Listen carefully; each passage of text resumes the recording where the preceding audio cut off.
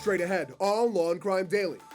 Survivors of the 1921 Tulsa race massacre testify on the 100-year anniversary of the violence that killed dozens of Black Americans and caused millions of dollars in damage. I have waited so long for justice.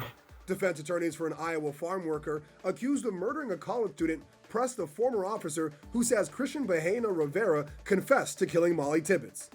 You interviewed my client for 11 hours, correct? Yes. Accused Kenosha shooter Kyle Rittenhouse appears in court in person for the first time as attorneys prepare for trial. And in the Robert Durst trial, the former medical examiner testifies victim Susan Berman may have never seen her killer coming. She was on her knees and cleaning up the dog mess at the time she was shot. That is a possibility, certainly. Law&Crime Daily covering court cases from coast to coast.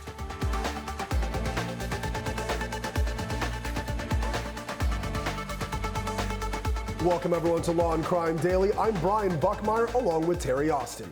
Survivors of the Tulsa race massacre are sharing their eyewitness accounts on the Capitol Hill as they pursue a lawsuit calling the government responsible. 2 weeks ago, I celebrated my 107th birthday. For Viola Ford Fletcher, this year's birthday is especially important.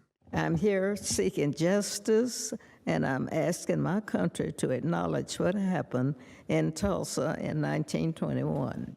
In 1921, Fletcher was just 7 years old, living in the Greenwood district of Tulsa, Oklahoma. I felt safe. I had everything a child could need. I had a bright future ahead of me. Greenwood was thriving and was even known as Black Wall Street. But on May 31st, Fletcher's parents woke her and her 5 siblings up in the middle of the night and said they had to leave immediately. I will never forget the violence of the white mob when we left our home. I still see Black men being shot, Black bodies lying in the street. I still smell smoke and see fire. I still see Black businesses being burned. I hear the screams. I have lived through the massacre every day. Fletcher is one of 3 Tulsa massacre survivors to testify before Congress on the centennial anniversary of the massacre. A white mob killed as many as 300 people, left nearly 10,000 homeless, and burned 23 churches. Because of the massacre, my family was driven out of our home. We were left with nothing. Hughes Van Ellis, Fletcher's younger brother, is best known as Uncle Red. He's now 100 years old. He says he served in World War II, but returned only to be met with discrimination. We aren't just black and white pictures on a screen. We are flesh and blood. I was there when it happened. I'm still here. The riots were sparked when a Black man was accused of sexually assaulting a white woman. A rumor spread he was to be lynched, and a mob of hundreds of white men, many deputized and armed, gathered outside the courthouse. 75 Black men gathered to protect the man and were chased into Greenwood. Violence erupted. A grand jury blamed the Black men, and local authorities placed thousands of Black residents in internment camps. Officials later concluded the man likely tripped over the woman's foot.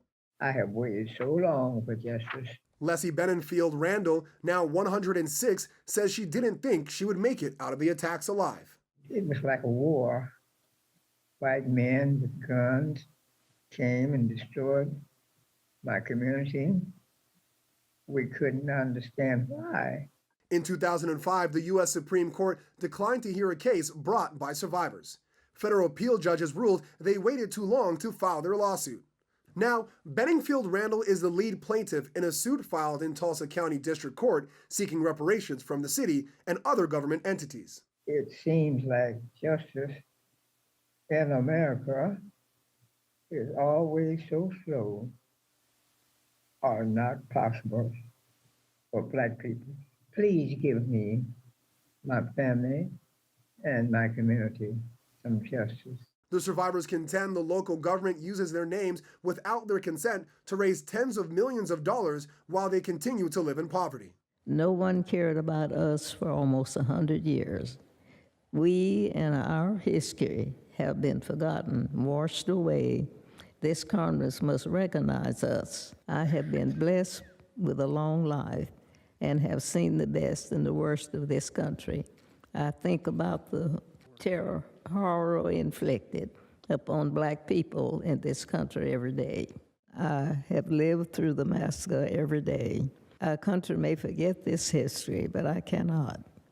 I will not, and other survivors do not.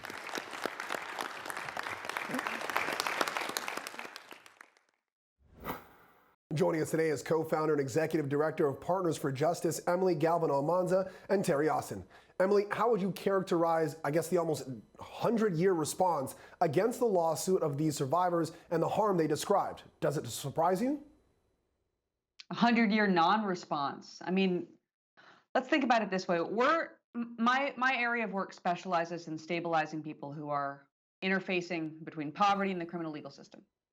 So I think a lot about how much wealth, stability, and safety influence political power, political voice, advancement, people's futures. The Tulsa massacre didn't just result in a loss of life. It erased the livelihoods, the wealth, the stability of tens of thousands of people. When you look 100 years later at how nothing was done to make that right, to help people recover, how in fact the damage was compounded by subsequent zoning changes designed to prevent black families from getting their homes back, to prevent them from rebuilding, to prevent them from finding stability. This is not the act of some bad people in Tulsa 100 years ago. This is a systemic governmental policy choice that undermined the futures of tens of thousands of people. And the fact that nothing has been done about it, and that I grew up about 500 miles away from Tulsa. I never learned about this in school. That it is not taught. It is not talked about. It is a 100-year erasure, and the least that could be done now is a form of reparations to make it right. Agreed. Now, Terri, do you think the words of the survivors at this congressional hearing will help either this change that Emily's talking about, or at the very least, their civil case? Well, it's going to help because it puts names and faces together, and people will be able to relate to that. And the lawsuit involves claims against the city of Tulsa, the state of Oklahoma, and also the police department.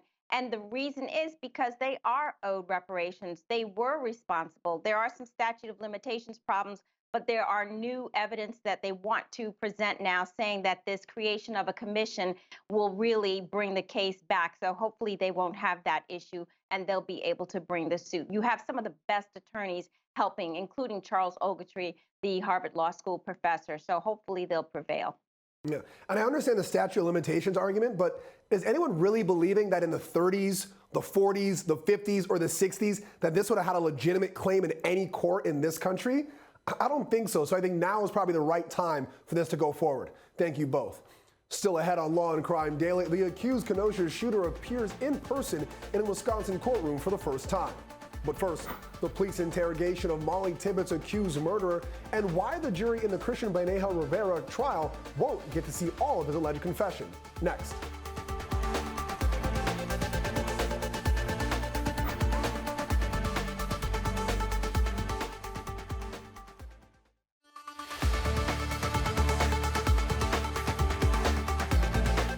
Welcome back. The former police officer who got a confession in the Mollie Tibbetts murder tells the jury what Christian Bahena Rivera told her. Law&Crime's Angenette Levy is in Davenport, Iowa, with a riveting testimony. Pamela Romero used to be a police officer with Iowa City. She was brought in to interview Christian Bahena Rivera because she's a native Spanish speaker, just like him. Mr. Rivera told me that he saw her 3 times. He saw her first, turned around, came back. He stated that she even waved at him and smiled. Pamela Romero said that Christian Bahena Rivera claimed he was driving around Brooklyn to get a vacuum cleaner from his uncle's home on July 18, 2018, and saw a woman running. Did he ever use any other term other than attractive to describe the runner that he saw? He stated at one point that he thought that she was hot. Romero said eventually Bahena Rivera led them to a cornfield where he said he jogged behind Mollie Tibbetts and approached her. Mr. Rivera said that she made the attempt to use the cell phone, later telling me that she told him that she was going to call the police. And what was the defendant's reaction to Mollie Tibbetts' threat to call the police? Mr. Rivera said that he got angry. Then Romero said Bahena Rivera said Mollie Tibbetts slapped him. He stated that usually when he becomes angry or when he gets mad, he blacks out. So the next thing that he told me was that he remembered him driving and looking down into his legs and finding the earbuds that belonged to Mollie, and that is when he remembered that he had Mollie in the back of his vehicle in the trunk. The defense played a portion of the 11-hour interview that showed Bahena Rivera sitting alone eating a sandwich and drinking a soda. It was one of the several breaks police say they gave Bahena Rivera, but his lawyers suggest he was tired and made a false confession. It's important for you to get a good confession. Is that right? That is the goal of the interview, to get the truth out of that. Now, the blackout that was suggested here, that was your suggestion to Mr. Rivera, that he might have some sort of a condition. Isn't that right? That is, I do not recall that. Why would you tell my client that he's not telling the truth? Again, at the beginning of the interview, he was stating that he was not aware of knowing her until we show him the pictures of the black Malibu that he admitted that it was his. On recross, Romero said Bahena Rivera did not have trouble understanding her questions. Were you pleasant with the defendant? Yes. The prosecution is claiming that the defense opened the door to show portions of Bahena Rivera's interview that had been suppressed because Romero didn't read his Miranda rights to him properly at the beginning of the interview. The judge disagreed, though, and said that could change depending on what the defense presents in its case in chief. For Law&Crime Daily in Davenport, Iowa, I'm Angenette Levy. Back with us is Executive Director of Partners for Justice, Emily Galvan-Almanza, and Terri Austin. Terri, the prosecution obviously wants Bahena Rivera's excluded statements in. Did you agree with the judge's ruling to not let them in now? You know, I do think the defense opened the door there. I think the judge could have ruled, but he's being very careful. He wants no grounds for appeal here. And if, in fact, the Miranda rights were not read properly in the beginning, then there would be a problem with using the actual admission by the defendant. But we have Ms. Rivera, who is on the stand, and she's testifying. She was there. She's testifying about what she was told. She made it very clear that the defendant told her where the body was and led the police to the scene and the cornfields. And she made it very clear that no one else provided that information. So the fact of the matter has gotten in, even though we don't see it coming literally from Rivera's own mouth during the admission. Now, Emily, how difficult is arguing false confession in general, if not just this case? It's difficult, but it's not impossible. And if people knew more about the methods that police use to obtain a confession, it probably would be a lot easier. A police interrogation isn't just a person questioning another person. It's actually a psychiatrically informed method of extracting a confession from a person. That means that the way in which it's carried out is designed to get a person to say they did it, whether they did it or not. Guilt or innocence is irrelevant in a police interrogation. Here we have an 11-hour interrogation following what defense says was a 12-hour work shift. I mean, anybody would be exhausted. And as we all know, exhaustion makes a person more susceptible to false confession in an interrogation context. Yeah, understanding language, the length of the interrogation, whether food was given, and also what we've heard of in this network at least, the REID technique, R-E-I-D, is a technique that many officers still use, even though most science says it's not the greatest for getting out true confessions. Coming up on Law&Crime Daily, friends of a woman missing since the 80s testify in court against Robert Durst. Plus, Kyle Rittenhouse makes his first in-person appearance in a Wisconsin courtroom. Everything you need to know about the accused shooter's trial after the break.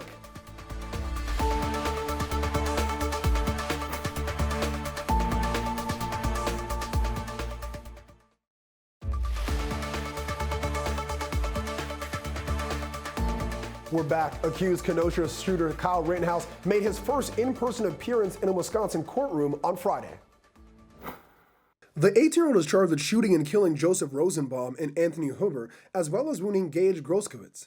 The defense attorneys say the then 17-year-old was acting in self-defense, citing a video showing their client getting hit in the head with a skateboard before he fired the fatal bullets. Rittenhouse is currently out on $2 million bail. His trial is set to begin November 1st, but for this hearing, there was one pressing issue the prosecution wanted to take note of: jury questionnaires. Question that I have is with regard to jury questionnaires. I think the parties are in agreement that this is a case where we will need jury questionnaires. That's going to be a process that's going to take some time to draft them up for the parties and the court to review them and come to some agreement on them. And then, of course, in advance of trial, we're going to need to build in time for those to be sent out and returned by the jurors, and time for the parties to be able to analyze them before jury selection. We have picked another status date of July 28th at 2 p.m. We picked that off the record with your clerk, and I think that we can perhaps narrow down the jury questionnaire timing at that point. I don't think we necessarily need to pick a deadline right now, but I do think that's something we need to keep in the back of our mind. Let's bring back Emily Galvin-Almanza. Emily, Rittenhouse's case has the country divided: hero to some, deadly menace to others. How important is jury selection in a case like this for either side? Jury selection is always everything in a case. You're choosing the people who are going to make the ultimate decision about the fate of your client. And you have the opportunity, ideally, to learn a great deal about those people.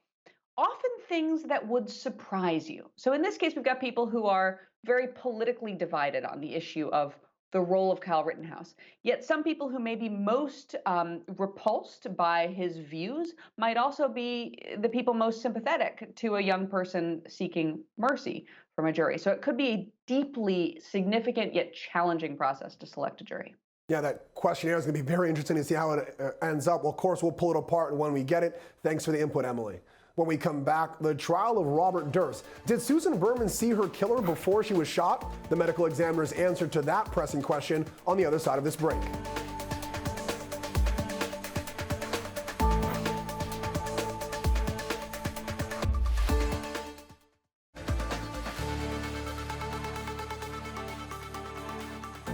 Welcome back. We're taking a closer look at the Robert Durst trial out of California. The real estate heir is accused of murdering his longtime friend, Susan Berman, in December of 2000. Prosecutors say Durst shot Berman in the back of the head, execution style, because she had information about Durst's involvement in the disappearance of his first wife, Kathy, in 1982. On cross-examination, the defense asked the Los Angeles County medical examiner if Berman would have seen her killer coming. Apparently, there was an effort to clean up the dog pooping inside. I don't know if that's actually true, but that's a possibility, sure. And I believe you've testified before, and I think you did today, that there's a possibility that she was on her knees at the time she was shot. That is a possibility, sure. Is this consistent with the evidence that she was on her knees and cleaning up the dog mess at the time she was shot? That is a possibility, certainly. And certainly, because of the way the bullet entered her head from the back, she did not see it coming. That would be my supposition. That would be my theory, correct. And it's just as reasonable that she didn't know that there was someone that was about to shoot her. That is a possibility, sure. Prosecutors say Berman called the dean of Kathy's med school pretending to be Kathy to say she wouldn't be coming in for rotations. One of Kathy's classmates testified that was unusual to call the dean and then possible domestic violence. The biggest image I have of her is the dark sunglasses in the cafeteria. That was my biggest memory of her. And when you say the dark glasses, does that include the black eye Yes. as well? Yes. Would you expect, in your experience, knowing Kathy, that she would have referred to her condition rather than saying, I have a gastrointestinal issue or I'm ill, of literally describing to an older man in a position of authority, I've got diarrhea, cramps, and a headache? That's repetitious. I'm not sure. You were aware then that Kathy had dropped out of a couple of her rotations? I was not aware of that. Did you check to see if she was doing okay or not? I did not. All right. I looked at my own grades.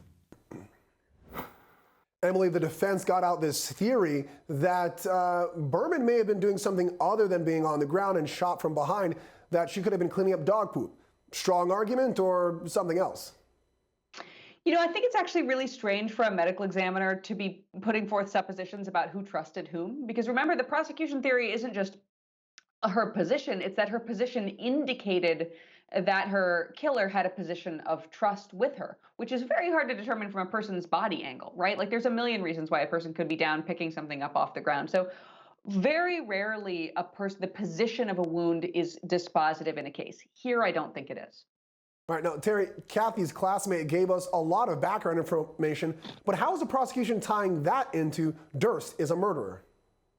You know, I think what we were trying to get out of this witness is the fact that, frankly, we know that Durst is a close friend of Kathy and of Susan, rather, and that, you know, Durst is violent, that for many years, you know, she was coming to class and her classmates saw her and she saw that she did have some bruises at some point in time. And so the implication there is that perhaps Robert Durst was responsible for these bruises and making him seem as though he is someone who could have harmed his wife and killed her. And, you know, that is exactly what the prosecution is trying to show here. Absolutely. And Law&Crime has the only cameras in the Robert Durst trial. Make sure to check it out. Thanks for joining us. We'll see you next time as we discuss justice in America.